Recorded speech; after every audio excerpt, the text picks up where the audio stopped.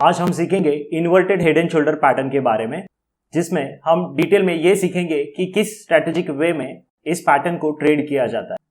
उसके बाद इस पैटर्न में किस तरह एंट्री और एग्जिट की जाती है वो भी हम समझेंगे, और सबसे लास्ट में मैं आपको इस पैटर्न की ट्रिक्स और लॉजिक बताऊंगा, जिसे सीख कर आपका इस पैटर्न पर एक रिफाइन एज आ जाएगा। हेलो दोस्तों, मैं नितिन ट्रेडिंग जर्नी से। आगे बढ़ने से पहले मैं आपको बता दूं कि इस चैनल पर मैं स्टॉक मार्केट रिलेटेड टॉपिक पर डिटेल वीडियो बनाने वाला हूं। तो अगर आप भी स्टॉक मार्केट को अच्छे से सीखना चाहते हो तो अभी सब्सक्राइब कर लीजिए इस चैनल को, और साथ ही साथ बेल आइकन का बटन भी दबा दीजिए, जिससे जैसे ही कोई वीडियो मैं पोस्ट करूंगा उसका नोटिफिकेशन आपको मिलेगा और आप उसे देखकर आपकी लर्निंग जर्नी मेरे साथ कंटिन्यू कर पाएंगे। तो चलिए दोस्तों, inverted head and shoulder pattern की इस लर्निंग जर्नी को शुरू करते हैं। यह है inverted head and shoulder pattern. Candle stick में इसे बुलिश कैंडल स्टिक पैटर्न भी माना जाता है, और चार्ट पे ये आपको कुछ इस तरह से दिखाई देता है दोस्तों, ये देखिए। इसके अलावा ये चार्ट पे कुछ इस तरह से भी बन सकता है, जो अभी आप अपने स्क्रीन पर देख रहे हो।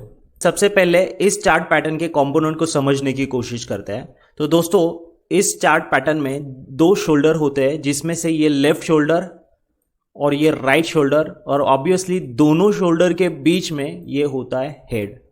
और इसके अलावा एक और कंपोनेंट होता है जिसे नेक लाइन भी बोला जाता है, और ये नेक लाइन किस तरह से बनती है ये सबसे पहले समझने की कोशिश करते हैं। तो दोस्तों, लेफ्ट शोल्डर के बाद में और हेड से पहले इन दोनों के बीच में जो प्राइस ने यू टर्न लिया हुआ है, इसका हाई, और हेड के बाद में और राइट शोल्डर से पहले ये जो प्राइस ने यू टर्न लिया हुआ है, इसका हाई, इन दोनों हाई में से अगर एक लाइन आप बनाओगे तो ये नेक लाइन आपको मिल जाएगा। ये नेक लाइन आपका बन जाएगा दोस्तों, जो काम करेगा एक रेजिस्टेंस की तरह, राइट। तो दोस्तों, अगर आप सपोर्ट रेजिस्टेंस नहीं जानते हो तो मैंने डिस्क्रिप्शन में लिंक दिया हुआ है डिटेल वीडियो का, तो सबसे पहले आप वो देख लीजिए। तो आइए इस जर्नी में आगे बढ़ते हैं और समझ लेते हैं inverted head and shoulder pattern के पीछे का लॉजिक, और क्यों ये बनता है, कैसे ये बनता है। Generally inverted head and shoulder pattern बनने से पहले वाला ट्रेंड जो होता है ये डाउन ट्रेंड होता है, और अगर आप एक ट्रेडर हो तो आपको पता होगा कि डाउन ट्रेंड में सेलिंग ज़्यादा एग्रेसिवली होती है, राइट। तो मान लीजिए आप एक ट्रेडर हो और यहाँ कहीं आपने सेल किया हुआ है, शॉर्ट सेल किया हुआ है, राइट, और प्राइस कुछ टाइम बाद अच्छा खासा फॉल कर गया, तो ऑब्वियसली आपको अच्छा प्रॉफिट मिलेगा। तो आप में से कुछ लोग ये सोचते हैं कि यहाँ पे आपको अच्छा प्रॉफिट मिल रहा है तो इसे बुक कर लिया जाए। दोस्तों, आपने पहले शॉर्ट सेलिंग की है तो प्रॉफिट बुक कैसे करोगे आप? ऑब्वियसली उसे बाय करके, क्योंकि पहले आपने सेल किया है, प्रॉफिट बुक करने के लिए आपको बाय करना पड़ेगा उसी को, राइट। तो यहाँ से ये प्रॉफिट बुकिंग बाइंग करके देखने को आपको मिली, राइट। लेकिन इस ट्रेंड में जिन लोगों को कोई जल्दी नहीं है, जिन लोगों को कोई घाई नहीं है, वो अगेन सेलिंग को कंटिन्यू रखते हैं और अगेन सेल करके प्राइस को नीचे लेके जाते हैं। लेकिन इनका भी एक पॉइंट आता है जहां पे इनको लगने लगता है कि अभी प्रॉफिट बुक कर लेना चाहिए, तो अगेन यहाँ पे ये प्रॉफिट बुकिंग आपको देखने को मिलती है। और जैसे ही प्राइस ये पुराने स्विंग के आसपास में आ जाता है, वहां पे आपको एक थर्ड ट्राई प्राइस को नीचे लेके जाने के लिए देखने को मिलता है, लेकिन ये ट्राई फेल हो जाता है, ठीक है। और यहाँ पे एक पॉइंट आता है, यहाँ पे क्या होता है कि इस ट्रेंड में, ठीक है, ये जो प्रॉफिट बुकिंग थी फर्स्ट, ये सेकंड प्रॉफिट बुकिंग, तो इस प्रॉफिट बुकिंग में जिन लोगों ने प्रॉफिट बुक नहीं किया था, या जो बचे कुचे जो भी सेलर है, जितने भी सेलर है, वो यहाँ पे प्रॉफिट बुकिंग चालू कर देते हैं और प्राइस को लेके जाते हैं नेक लाइन के पास में। चलिए आगे बढ़ते हैं और समझ लेते हैं कि किस तरह से इसमें एंट्री और एग्जिट की जाती है।